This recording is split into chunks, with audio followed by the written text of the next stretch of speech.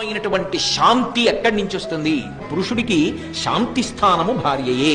కారణం ఏమిటి? తల్లిలా ఓదారుస్తుంది. తో గౌరవింపబడిన వాడు ఒకనాడు మాట పడ్డాడు అనుకోండి, ఆయన తప్పు లేకుండా ఓదార్చేది ఎవరు అంటే ఆమె కన్న తల్లిలా ఓదారుస్తుంది. ఎందుకు బెంగపెట్టుకుంటారు? మీరు నమ్ముకున్న దైవం లేడు, మిమ్మల్ని కాపాడు, ఎందుకు అలా బాధపడతారు అని ఓదారుస్తుంది. ఆయన వచ్చేటప్పటికి ప్రేమగా వండి పెట్టేది ఆవిడే. ఆయన బడలిపోతే కోప్పడేది కూడా ఆవిడే. మీరు గమనించారో లేదో, కోప్పడుతుంది, విసుక్కుంటుంది. ఎందుకో తెలుసా? ఆమె విసుగు ఆయన పక్కన లేడని కాదు, ఆమె కోపం ఆయన ఇంటి పట్టున లేడని కాదు, ఆమె బాధ ఏమిటంటే ఇంత బడలిపోతున్నాడే, ఎంత నీరసపడిపోతాడో ఆయన, ఎంత అలిసిపోతున్నాడు. ఆమె లేనినాడా ఇంటికి విలువే ఉందండి.